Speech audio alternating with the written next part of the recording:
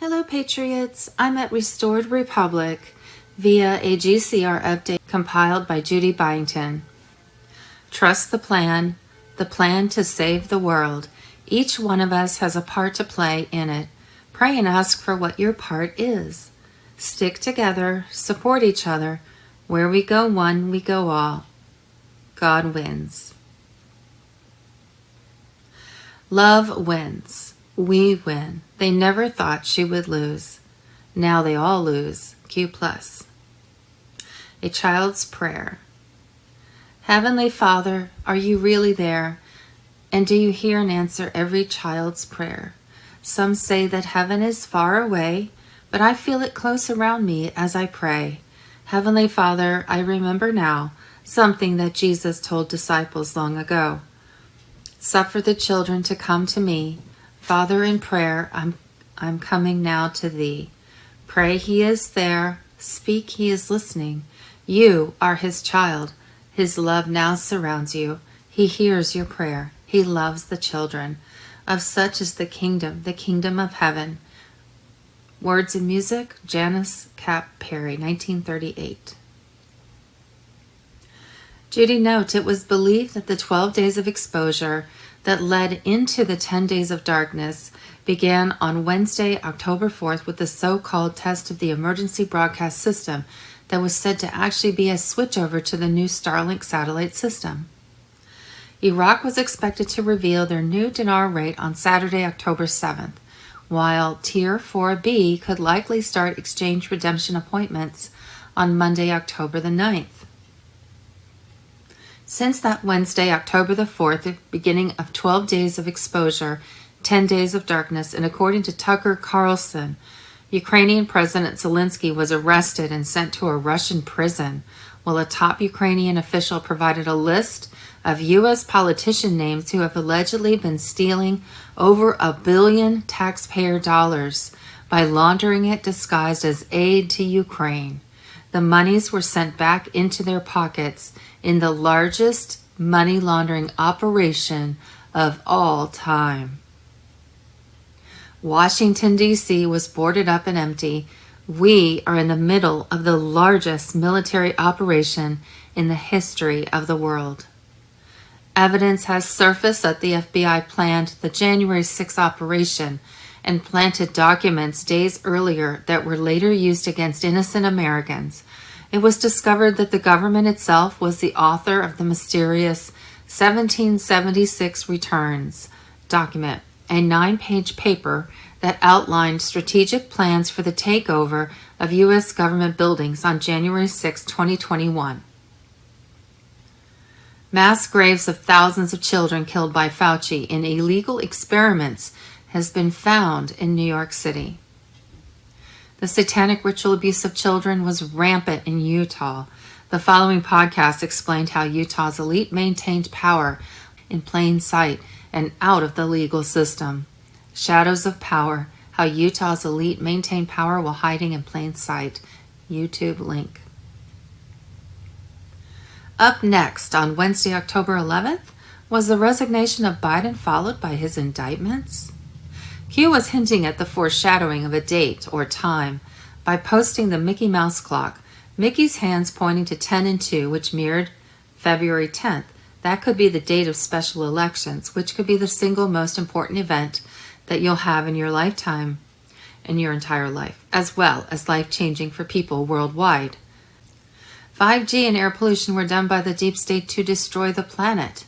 The 2020 election was stolen by the Chinese Communist Party until cooperation of the Democratic Party. Under cooperation of the Democratic Party.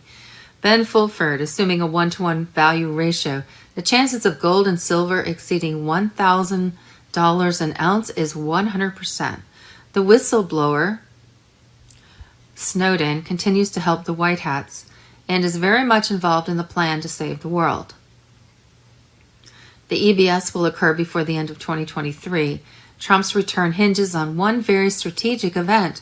Once it occurs, he will be back.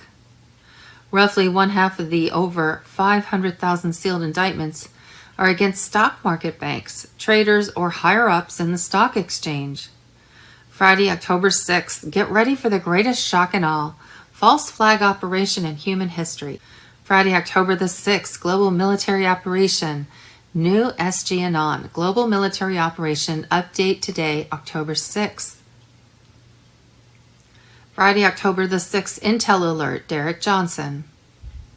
Red Pill Journey, Dumbs, Evergreen, Pentagon, CIA, Biden, GCR, QFS, banks, NATO, Soros, Obama, deep state operations. Recently, this is serious. This represents the Democrats, make no mistake, and believe them. The answer is, though, not to charge up everyone on the right. The answer is to remind us and to remind people, as I would hope President Trump would do, that this is awful, but we stand together because of what this country represents for dialogue and discussion. We will disagree on the issues, but this is what we're fighting against, and we do so by honoring this country. Yeah, Jeremy, so the person who loves innocent children and, goes to advocate for life, reprogrammed, right? The parent who doesn't want their kids taught porn in school, reprogrammed. The union worker who's tired of Joe Biden, reprogrammed. I mean, that's what she's saying. That's exactly right. And she framed it as, the MAGA extremists, as if she's only talking about, kind of like a small handful of people. Oh, no. It's all of us. It's anyone who is conservative, who doesn't accept her vision for our country. She deems as, you need to be reprogrammed. And let me be clear. Her vision is one where the elites control everything and the rest of us just need to sit down and obey, take our edicts from on high and do as what we're supposed to do. And that's what she's trying to do. But she kind of weaves it in and says, MAGA extremists. No. We are all included. If you don't accept Hillary Clinton's vision, you are included in this reprogramming. And that's the fear. We're especially dangerous. Women who do not conform. That's exactly the point. Latino men and women who are coming in droves to the Republican Party. Yeah. Cheryl, and it's frightening. You have, the American public who sees this, and many believe there's a two-tier justice system, and they look, Mark Houck, a pro-life activist, home raided by the FBI, acquitted by a jury. All these pro-life activists targeted, and somehow they can't find the people destroying the pro-life centers. The radical traditional Catholic memo that has now been, that's not us. That's, we're sorry. We can't defend that anymore. You understand why an average American would hear that and think, I don't like what I'm seeing and now what I'm hearing. Well, you're talking about the weaponization of government, which we've seen in several instances from President Biden and this administration, whether it's one set of rules for his son and one set of rules for others. But I think what's so interesting is that, and you mentioned this is perfect. You said this, the elites. It is the elitism that is hurting them. And remember, she lost in 2016. She was shocked. She was crying. She couldn't believe that the country didn't just go along with her and with them. And they still think that way. And I look at the country in particular. I look at, you look at Los Angeles, you look at New York, and they still, to this day, they don't learn their lessons. Everyone in between. There is a whole country out there with different views and different wishes and different goals for themselves and their families, and they just don't want to hear it. We're so smart. You're so dumb. Sit down. Shut up. Global currency reset.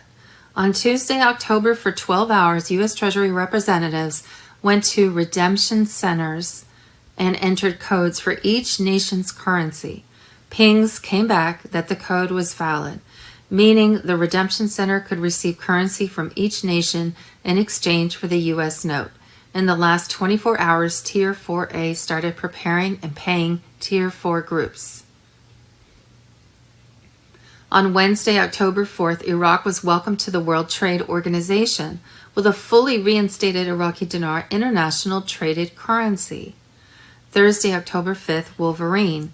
Shelton said on his call that the 10 days of darkness and 12 days of disclosures would start after an event, EBS test, on Wednesday, October 4th.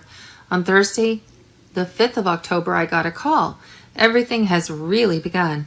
Isaac has spoken to someone and he says it looks like it's going to happen.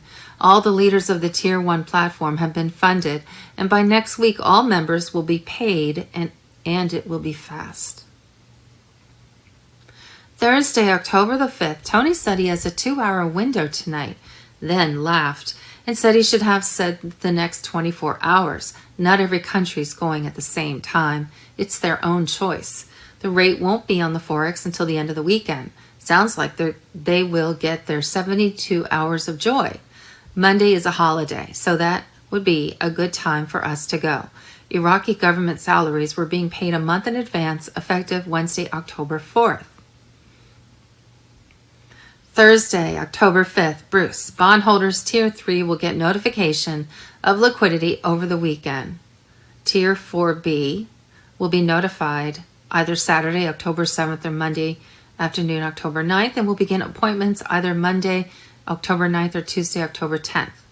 On Friday, October 6th, the U.S. note will be fully in the system and available at the bank, Friday, October 6th or Monday, October 8th. Friday, October 6th, Mark Z. A lot of my sources feel that Monday, October 9th is our day. A lot of them. Actually, they think our day is before that, and Monday is when we start going to the bank. They're all expecting big things this weekend. More chatter on the Iraqi side of things with great expectations for the weekend. Most are looking late Saturday, early Sunday for something from Iraq, some type of announcement. Yesterday, a number of redemption staff told me they are on standby, specifically for currency exchanges. Iraq may go on Saturday. Probably what we would see are call centers working over the weekend to make our appointments, and appointments starting on Monday. That's the most likely scenario. Friday, October the 6th, TNT call. The whole world will see the RV by Sunday, October 8th. However, we could see it sooner. Central Bank of Iraq and Reuters announced next Sunday will be a special day in all Iraqi banks, which could witness unprecedented overcrowding and crowding at cash withdrawal windows. Iraqis were told in mosques a new Iraq will begin by Sunday, October 8th. Rumored timeline. Starting in October and continuing for 3 months, Social Security benefits will be significantly higher, topping out at $5,200. In January, regular benefits will continue, though still be a lot higher.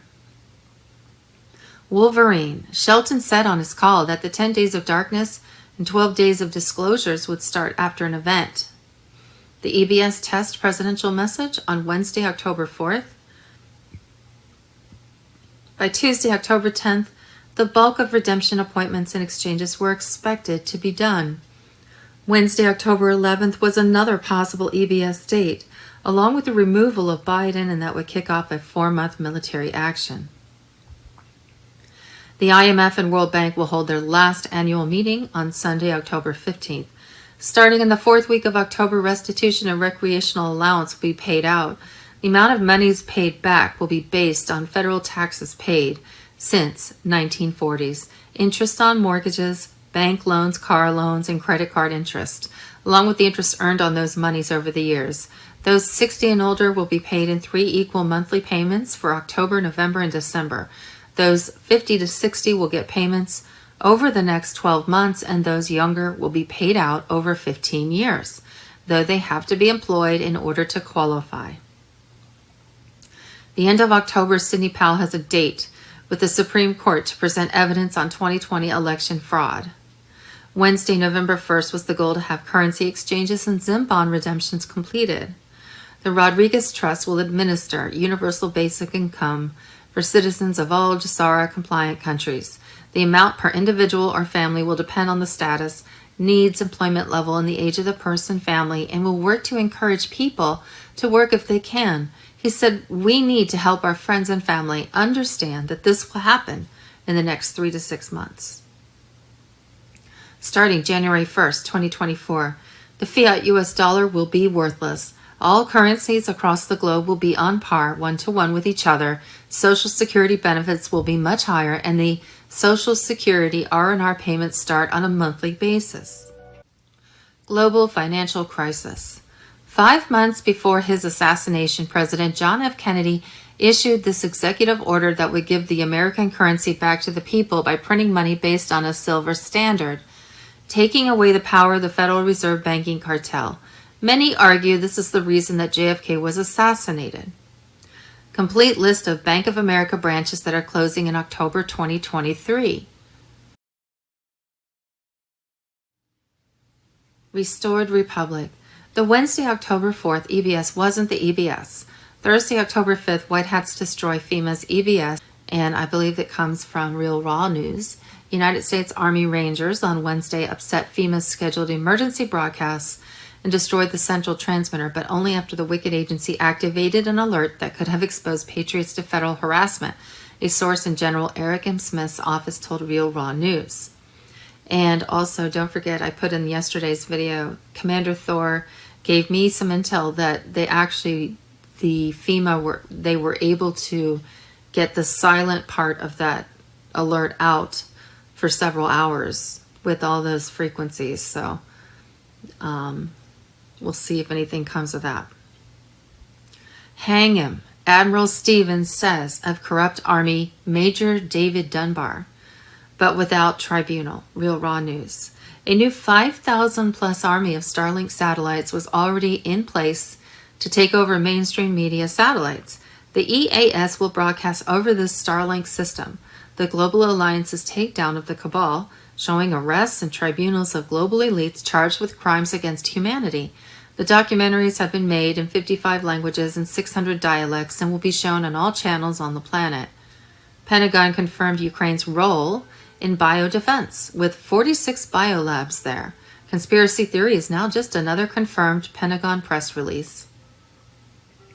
The Senegalese president announced the dissolution of the country's government and reported that a new government led by the prime minister will be announced soon.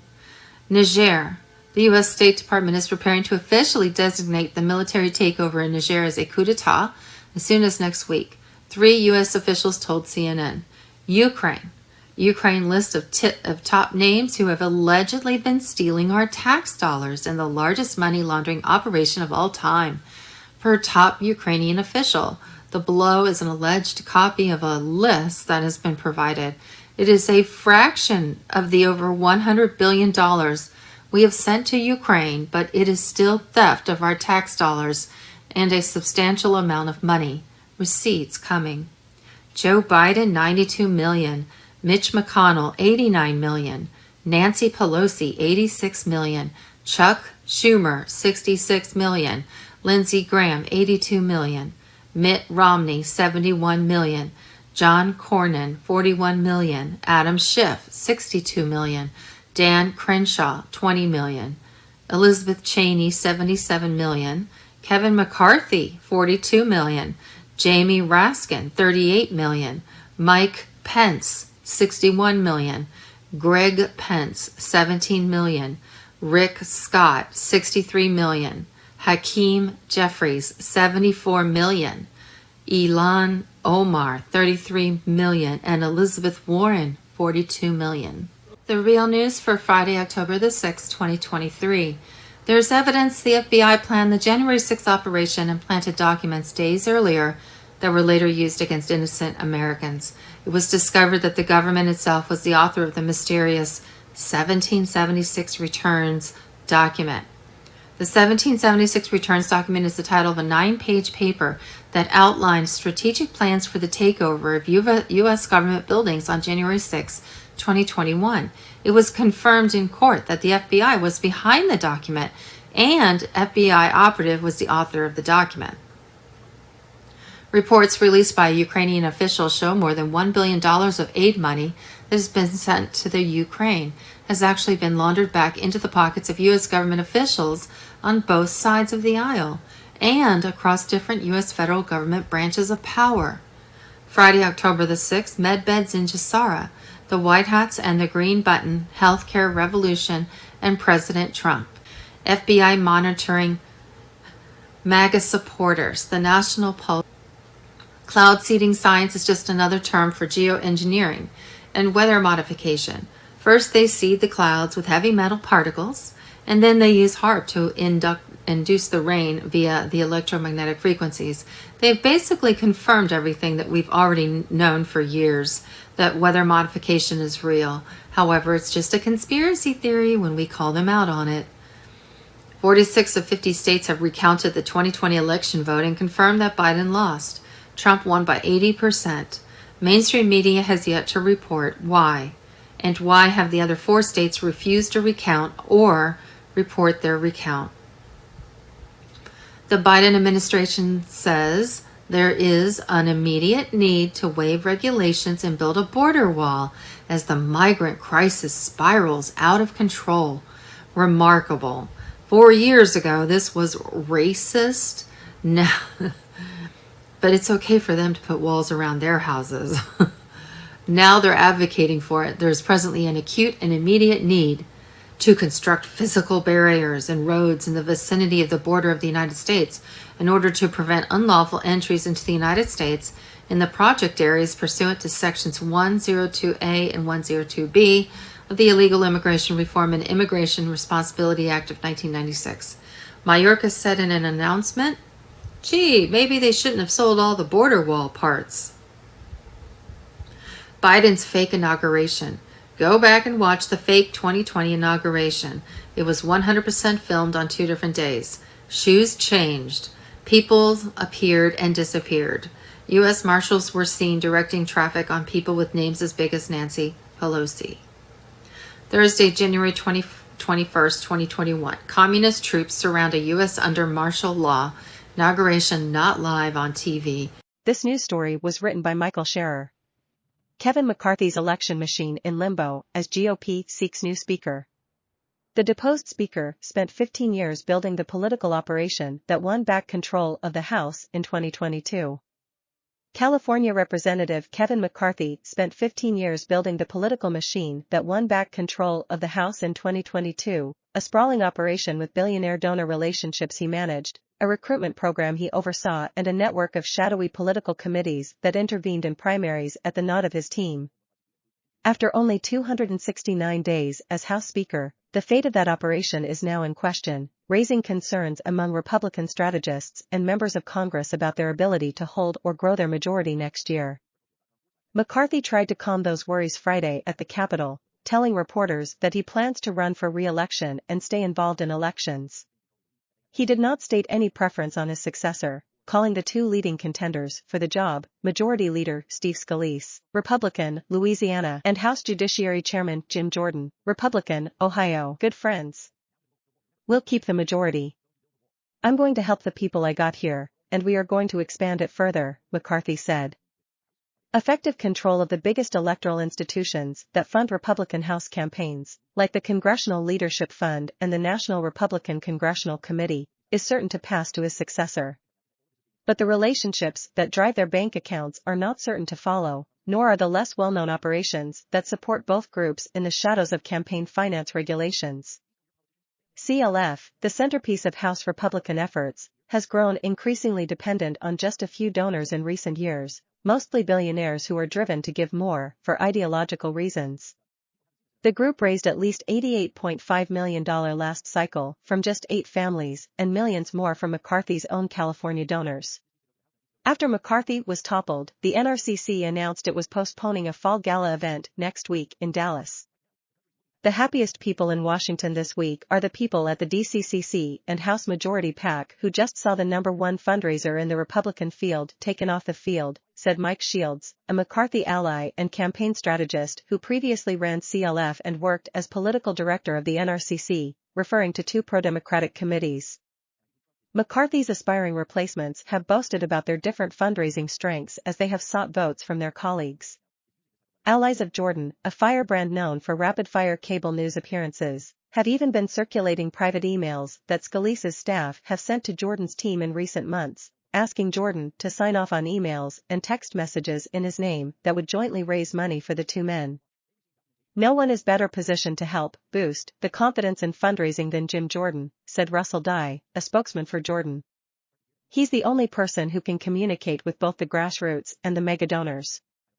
Scalise has pushed back with a memo from his team calling him a fundraising powerhouse with $170 million in lifetime fundraising, including 413 days of travel time.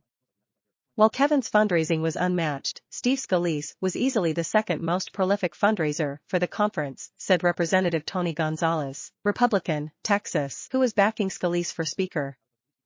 But no one has argued that the transition will be painless.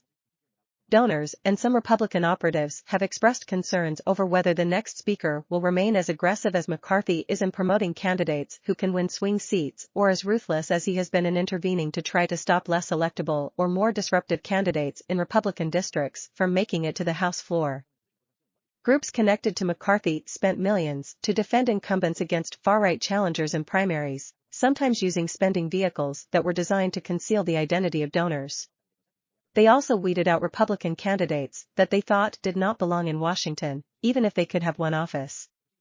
McCarthy allies were involved in 2022 in raising money for a group called Results for NC that helped to defeat one of McCarthy's own members, Representative Madison Cawthorn, Republican, North Carolina, after the freshman lawmaker infuriated his colleagues by talking on a podcast about seeing cocaine use in Washington and being invited to sex parties. Other groups, with names like American Liberty Action and the 1854 Fund, were deployed to take out the primary campaigns of Anthony Sabatini, a Florida friend of Representative Matt Gaetz, and former New York State Party Chair Carl Palladino, who suggested in a 2021 social media post that Nazi dictator Adolf Hitler is the kind of leader we need today. CLF, under the guidance of McCarthy's team, intervened in a Florida primary to help defeat Laura Loomer, a political activist who has described herself as being pro-white nationalism and a proud Islamophobe.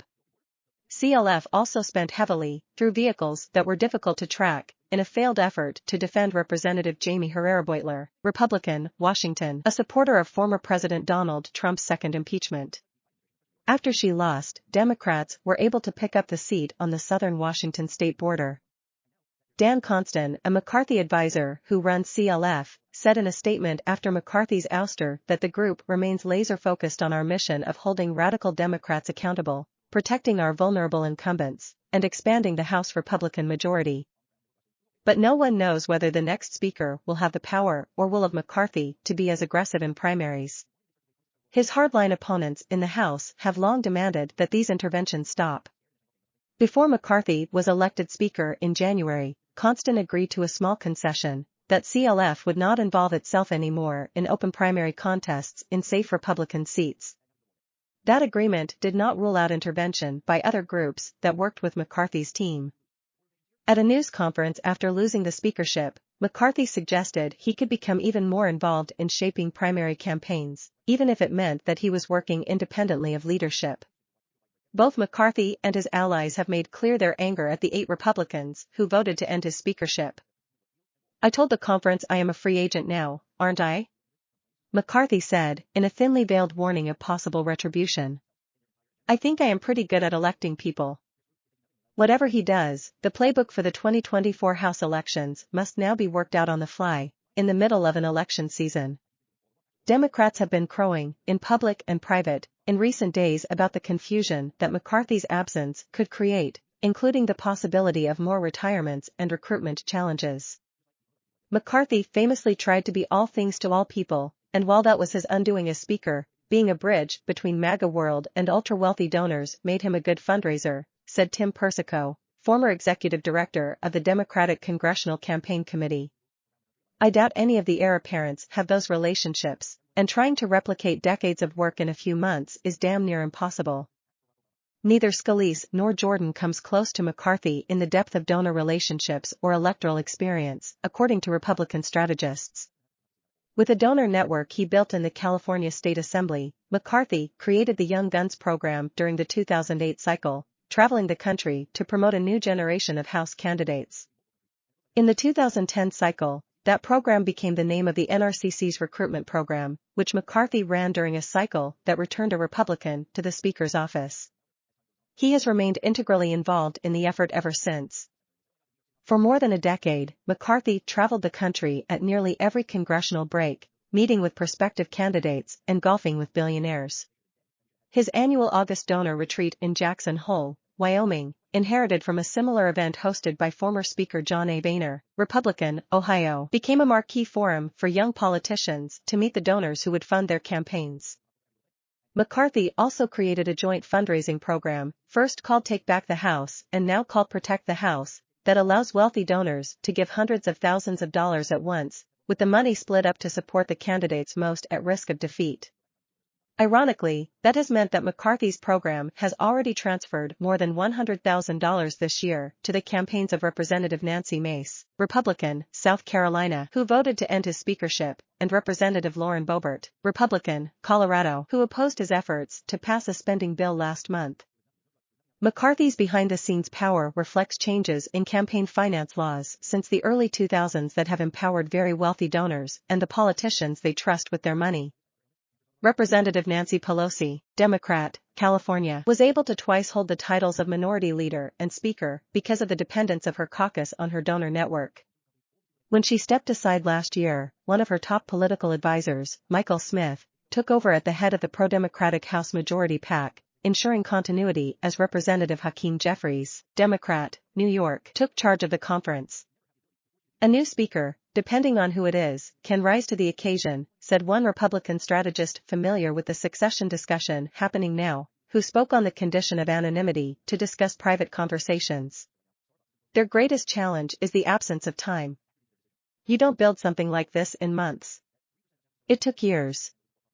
Sarah Chamberlain, the president of the Republican Main Street Partnership, described McCarthy as the best fundraiser the Republican Party has had in years. He's in a league by himself for right now, she said. We're absolutely hoping that he continues to do that. Lee Ann Caldwell and Mariana Sotomayor contributed to this report. This news story was written by Karen DeYoung. Biden administration grapples with broad repercussions of Hamas invasion. The White House had been working toward an Israel-Saudi deal, with Washington as a third-party peace broker. The unprecedented attack on Israel could upend that effort. The Biden administration moved quickly into crisis mode Saturday in response to Hamas's surprise attack against Israel, condemning the terrorist assault from Gaza and reiterating rock-solid U.S. support for Israeli security in public statements and calls to officials in Jerusalem. The United States stands with Israel, President Biden said in brief remarks after he phoned Israeli Prime Minister Benjamin Netanyahu. We will not ever fail to have their back. We'll make sure they have the help their citizens need so they can continue to defend themselves. Israel has the right to defend itself and its people. Full stop. A somber Secretary of State Antony Blinken stood at Biden's side as he spoke. Blinken and other top officials gathered at the White House as the situation developed with incoming video of exploding buildings and captured Israeli soldiers. CIA Director William J. Burns canceled a scheduled talk at a security conference on the Georgia seacoast to stay in Washington to help provide support to the president and national security discussions as the crisis in Israel unfolds, a CIA spokesperson said in a statement. Among a flurry of administration calls, Biden spoke with Jordan's King Abdullah II, Blinken with his Saudi and Egyptian counterparts and Palestinian Authority President Mahmoud Abbas, and Defense Secretary Lloyd Austin with Israel's defense minister. We are in deep talks with the Israelis about some of their particular needs as they respond to this, a senior administration official said, speaking on the condition of anonymity under White House-imposed rules. The official, who declined to address any specific assistance, noted the potential difficulty of passing supplemental funding for aid to Israel while the House of Representatives is without a speaker. But beyond the outrage and reassurance, administration officials and regional experts struggled to understand how Hamas's preparations for such a massive attack, with thousands of rockets raining down on Israeli cities and simultaneous assaults by gunmen crossing into southern towns and villages, could have escaped Israel's vaunted intelligence and defense apparatus. While the United States had a general concern about rising tensions in the West Bank, it had no specific warning or indication of any Hamas action at the level of sophistication of what transpired, the senior official said. Perhaps more important for the administration was what the shocking invasion could mean for U.S. efforts to forge a normalization accord between Israel and Saudi Arabia, a goal that has become one of Biden's major foreign policy priorities. It's way too early to tell, said Tom Nides, who served as Biden's ambassador to Israel until July. I think given the current state of events, amid reports of hundreds of Israelis dead and wounded, Hamas's claims of holding dozens of military and civilian hostages, and Israel's retaliatory airstrikes inside Gaza, we've got to get through this first before we can even see if we can put Humpty Dumpty together again. This is going to be weeks if not months of a really complicated period of time for Israel and its security, until we understand the enormity of this tragedy, Nides added, calling it a huge setback and probably the most severe terrorist attack that has ever happened in Israel. As part of high-level negotiations, Blinken was due to visit both Israel and Saudi Arabia this month. The trip was going to focus on details of normalization, said Aaron David Miller, a former Middle East negotiator in both Democratic and Republican administrations, and currently a senior fellow at the Carnegie Endowment for International Peace. It's now crisis diplomacy, Miller said. U.S. lawmakers and governments in much of the world condemned Hamas and expressed condolences to Israel. But several in the Middle East said Israel was to blame. Qatar's foreign ministry holds Israel solely responsible for the ongoing escalation due to its ongoing violations of the rights of the Palestinian people, a statement said.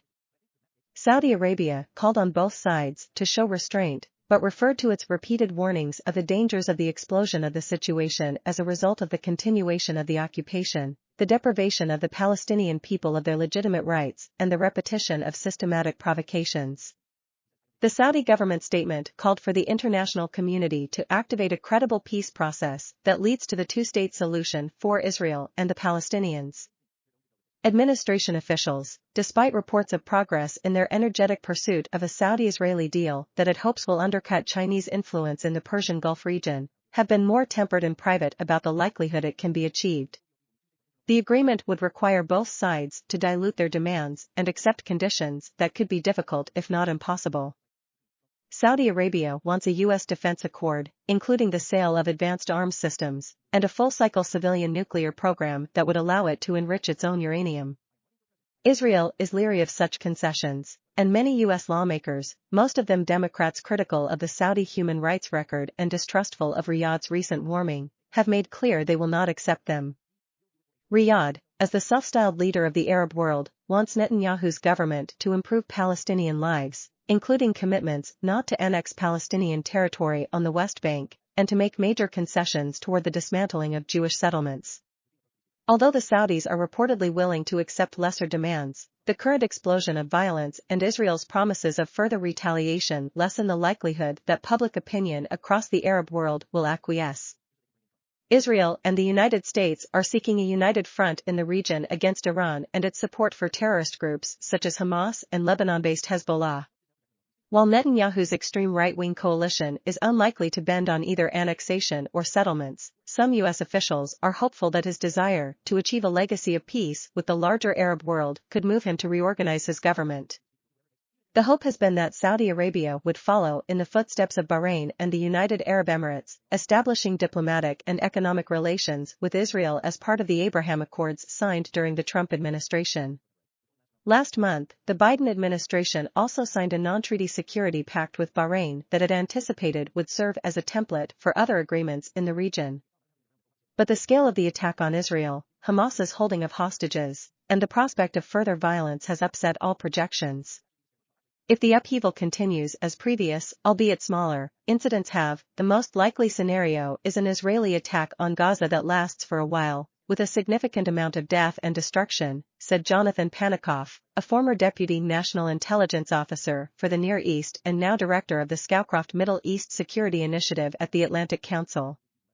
But the longer it goes on, the more the Arab Street will get angry and the harder it is to have a situation in which Saudi Arabia says okay, as soon as this ends, we'll get back on track, Panikoff said. In statements Saturday, Hamas invited others to join them in the fight, although it appeared unlikely any Arab states would take up the offer. One concern, however, was the possibility that Hezbollah, like Hamas, armed and backed by Iran, would move into Israel from the north. Biden, in his statement, stressed that others should stay out of the fight, a message that appeared aimed at Iran, which issued its own statement supporting Hamas. "Let me say this as clearly as I can," Biden said. "This is not a moment for any party hostile to Israel to exploit these attacks to seek advantage. The world is watching." The senior administration official dismissed as irresponsible and completely false suggestions by some Republican lawmakers that $6 billion in Iranian assets, unfrozen last month by South Korea at the time 5 Americans were freed from Iranian detention, had financed Hamas. The Iranian government has no access to the money, which is to be distributed only to non-Iranian vendors for approved humanitarian goods, the official said. Meanwhile, intelligence and regional experts wondered how the surprise incursion could have happened in the first place. A former CIA officer who spent most of his career in the Middle East and spoke on the condition of anonymity to discuss sensitive intelligence said he was baffled. "It is almost inconceivable. The amount of logistics, planning, prep that would go into a complex, multi-domain attack and everyone missed it?